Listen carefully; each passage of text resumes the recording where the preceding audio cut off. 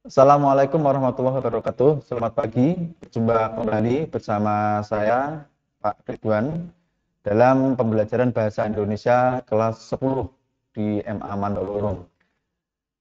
Kali ini kita memasuki materi yang baru, dalam suasana yang baru pula, dalam keadaan yang baru juga sama, ya. Kita masih berada dalam keadaan pandemi seperti sekarang, jadi kita harus terpaksa belajar melalui kegiatan daring, dan saya harap tidak ada yang patah semangat ataupun semangatnya hilang dalam hal belajar meskipun kita di masa pandemi sekarang.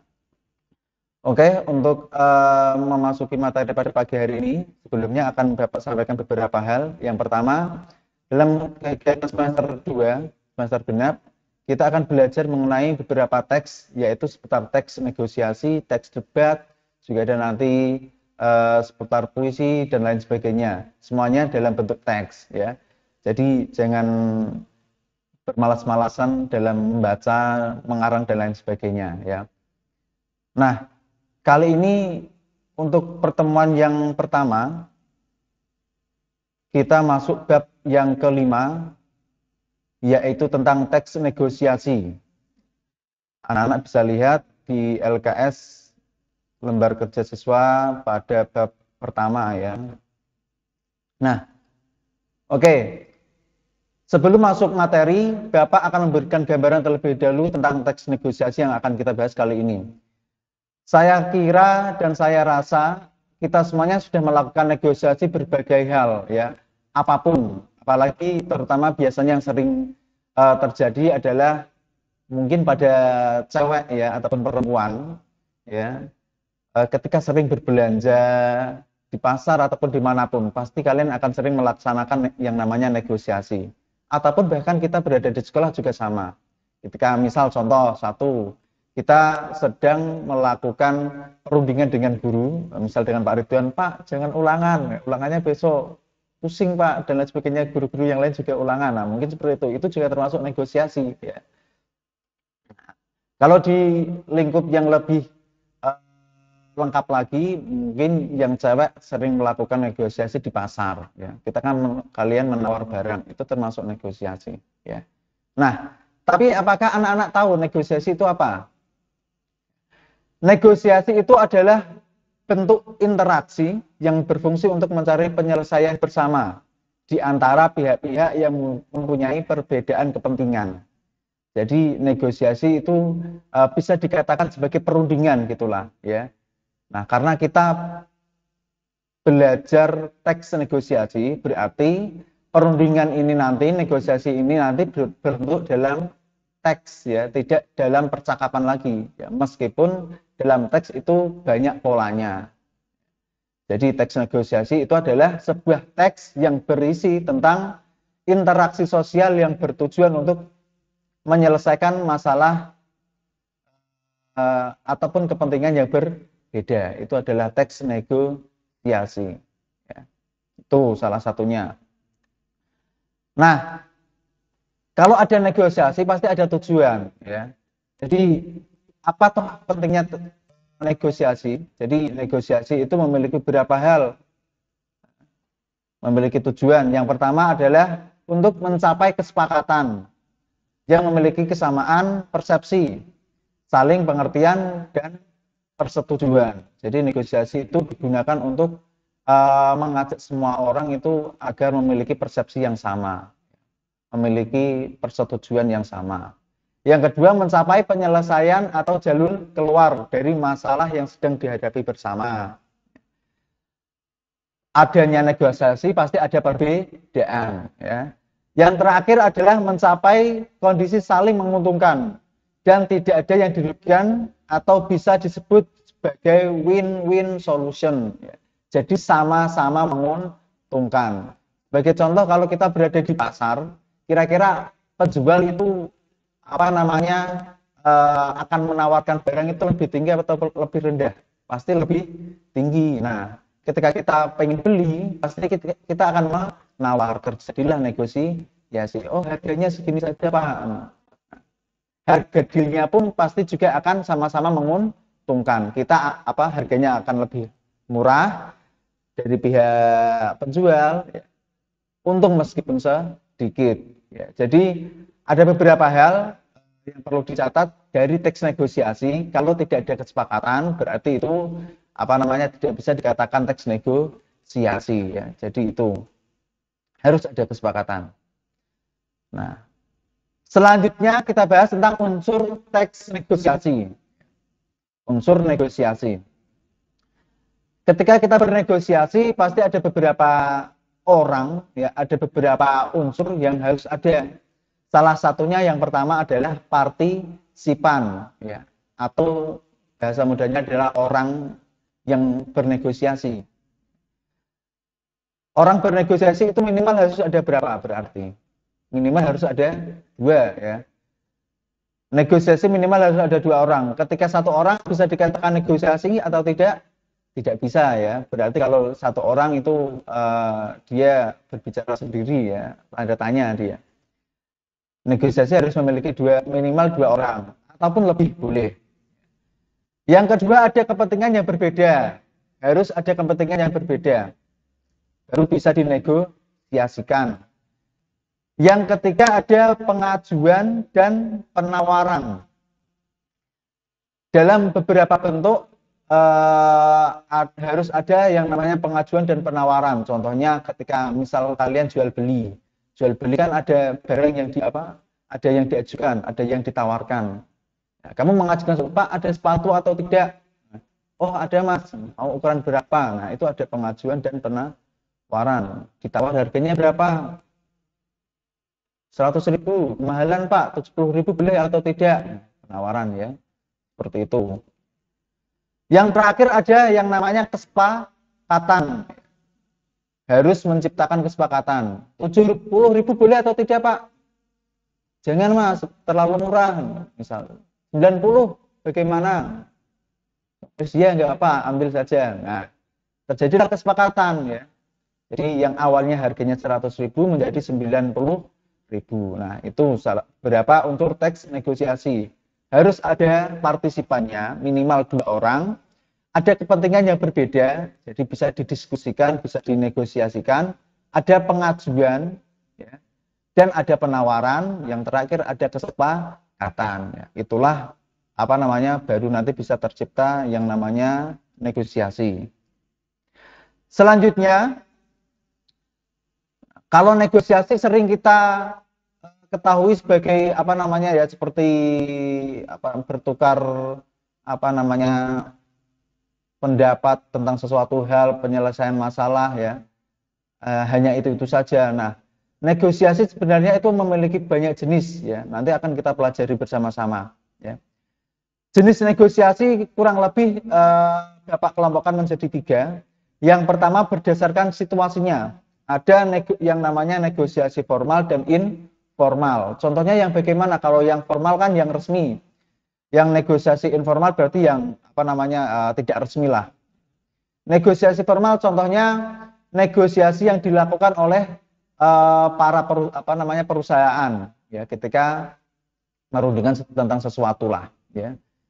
Perusahaan, nah, mereka akan berdiskusi, bernegosiasi di sebuah forum, ya, forum rapat, ataupun Bapak Ibu guru, ya, dan lain sebagainya.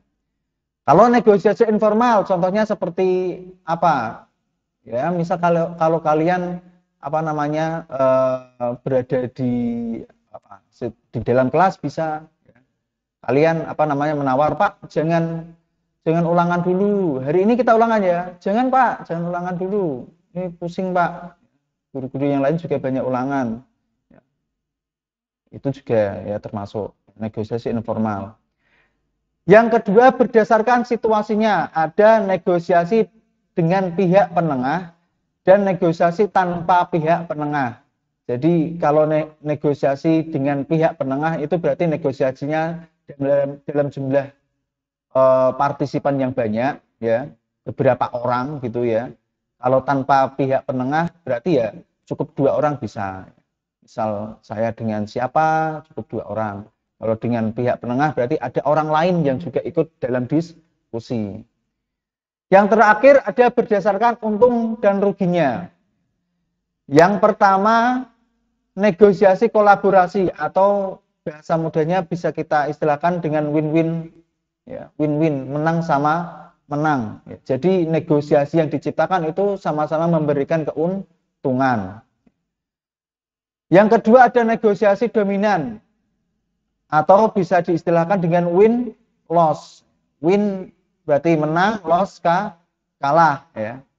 Jadi pihak yang satu itu memiliki keuntungan yang lebih, pihak yang lain itu memiliki keuntungan yang minim, ya, sedikit, bahkan tidak mendapatkan keuntungan sama sekali.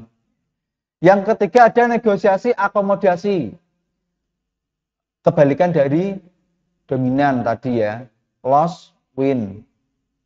Yang terakhir ada negosiasi menghindari konflik atau loss-loss, sama-sama mengalah, ya, memiliki keuntungan yang minimal, ya, tidak terlalu untung, ya.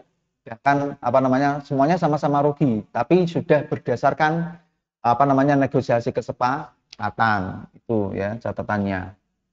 Nah, setelah kita mengetahui berbagai jenis negosiasi dan paham negosiasi itu apa,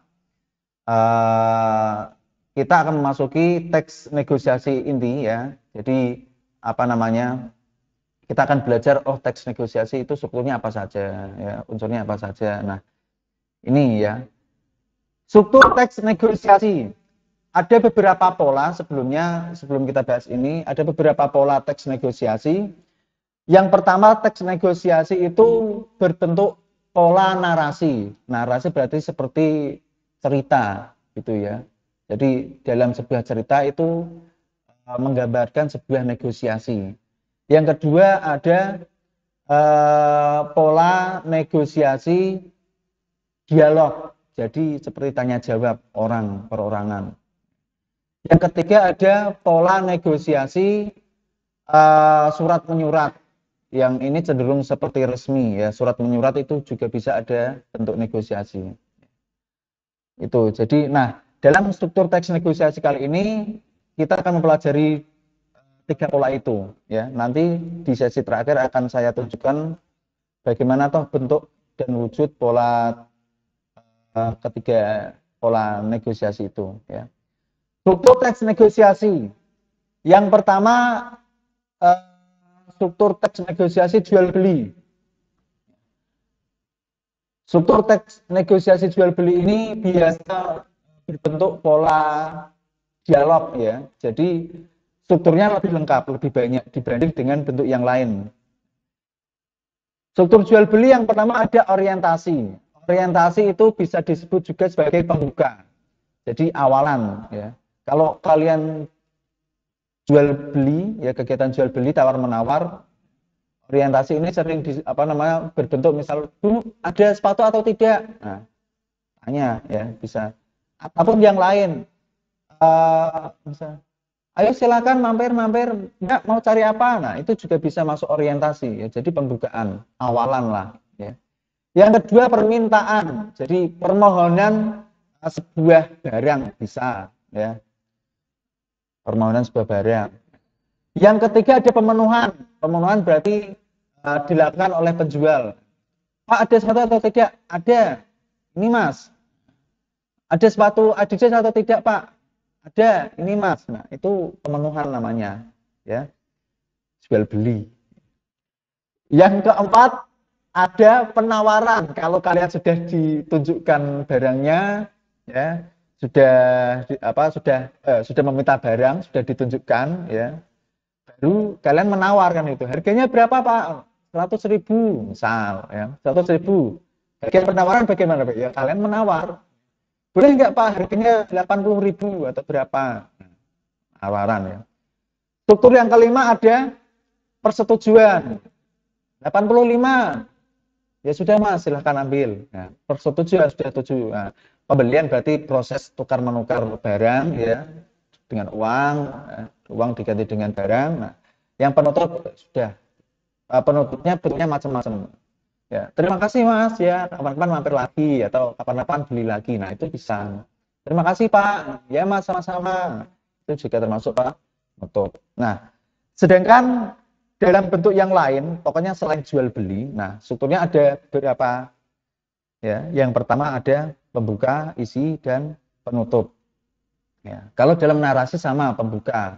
Pembuka ya berarti awalan penggambaran ceritanya bagaimana. Isi berarti inti ceritanya. Penutup berarti ya simpulan atau apa itu. Ya. Kalau dalam surat kan ada beberapa struktur ya. Jadi ada ada pembuka, isi, dan penutup. Itu. Selanjutnya ada kaidah kebahasaan teks negosiasi. Dalam negosiasi, kalau kamu berbicara dengan penjual ataupun orang lain, ya pasti ada beberapa pola bahasa yang khusus, yang khas. Ya. Yang pertama ada bahasanya persuasif. Persuasif itu berarti sifatnya membujuk, bisa bisa pula seperti mengajak. Ya. Jadi misal contoh kalau membujuk atau persuasif dalam teks negosiasi, misal harganya 80 saja ya Pak, adanya uang saya cuma segini ya, itu juga termasuk persuasif, membujuk biar mendapat belas kasihan, biar harganya turun misal begitu. Menggunakan kalimat deklaratif. Deklaratif itu pernyataan ya, pernyataan. Pernyataan berarti memberikan informasi ya, yang isinya memberikan informasi, pengetahuan dan lain-lain.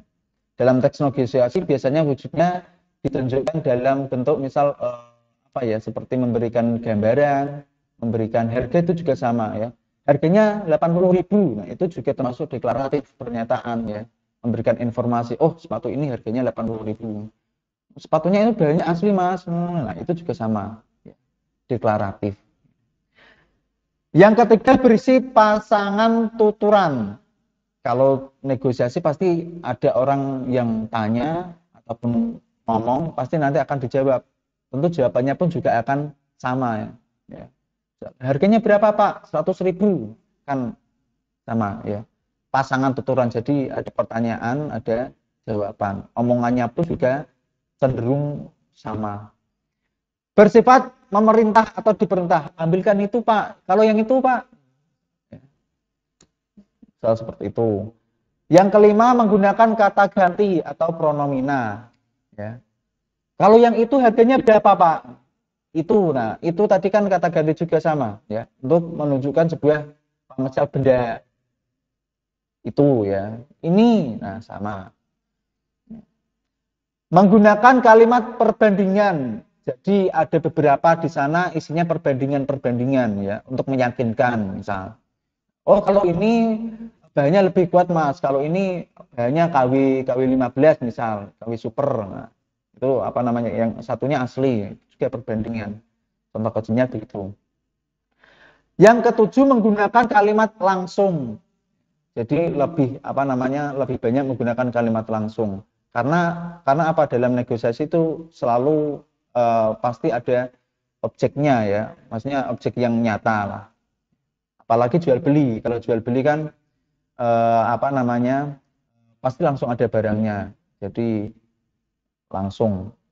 Yang kedelapan menggunakan kalimat persetujuan ataupun penolakan ataupun sanggahan. Ya, jadi negosiasi itu boleh menerima, boleh menolak, bahkan boleh mengkritik. Ya, sanggahan juga sama. Barangnya seperti ini kok Pak, harganya mahal. Nah itu sanggahan juga sama. Nah, terakhir ini Bapak berikan contoh gambaran dari beberapa pola tadi, sekaligus contoh teks negosiasi itu seperti apa ya. Ini yang contoh teks negosiasi pola dialog ya, wujudnya seperti itu. Jadi pasangan tutur, jadi ada penjual, pembeli ya, namun sebaliknya sama, terus seperti itu, seperti orang berbicara ya. Berapa harga sekilo mangga ini Pak? 30.000. Boleh kurang kan Pak? Boleh. Dan seterusnya sampai bawah. Itu dialog. Contoh yang kedua ada pola narasi. Pola narasi seperti yang Bapak sampaikan tadi, polanya cerita ya. Jadi seperti orang bercerita. Ya. Kamas pagi usai pelajaran olahraga, dunia dan seterusnya. Ya. Itu sedang bersyukuri dan lain-lain. Wujudnya seperti yang ada pada slide di layar. Ya. Yang terakhir ada pola negosiasi pola surat ya. Jadi dalam bentuk surat ya. Kalau dua tadi itu mengikuti wujud kalau yang pertama tadi pola narasi itu menggunakan struktur yang pertama ya. Struktur yang pertama pola apa namanya jual beli tadi ya, struktur jual beli tadi. Kalau yang pola narasi dan pola surat itu menggunakan struktur yang kedua. Jadi untuk menentukan strukturnya kalian tinggal lihat saja bentuknya polanya itu yang mana gitu ya. Jadi kalau pola apa namanya dialog silahkan gunakan yang apa pola jual struktur jual beli. Kalau yang pola surat dan pola narasi silahkan kalian gunakan struktur yang kedua pembuka isi penutup begitu saja ya. Jadi mudah apa namanya penentuannya nanti. Jadi seperti itu. Oke, itulah apa namanya gambaran sekilas mengenai teks negosiasi. Semoga dapat dipahami bersama-sama. Untuk latihan selanjutnya silahkan kalian coba ya, coba buat negosiasi apa berarti yang jual beli saja ya, yang mudah dulu. Silahkan kalian buat negosiasi jual beli dengan menggunakan apa namanya apa imajinasi kalian saja ya, menggunakan imajinasi kalian. Jadi silahkan ditulis ya, silahkan ditulis sebagai bahan latihan agar kalian bisa mengolah bahasa kalian, bisa mengolah apa namanya imajinasi kalian untuk dituangkan ke dalam bentuk tulisan. Karena apa namanya negosiasi dalam bentuk kenyataan dan apa namanya bentuk tertulis itu nanti akan ada beberapa hal yang berbeda. Ya. Jadi begitu. Ya, silahkan kalian berlatih. Bagi yang sudah nanti silahkan kalian foto dan kirimkan ke Pak Ridwan. Nanti akan Bapak koreksi dan akan Bapak perbaiki kalau ada yang kurang. Ya. Itu yang dapat Bapak sampaikan, kurang lebihnya mohon maaf, semoga bermanfaat, tetap jaga kesehatan, semangat belajar walaupun kita belajar pada situasi seperti ini ya, tetap semangat agar kita bisa menjadi orang yang apa namanya cerdas ya. Terima kasih, kurang lebihnya mohon maaf. Billahi taufiq wal hidayah. Assalamualaikum warahmatullahi wabarakatuh.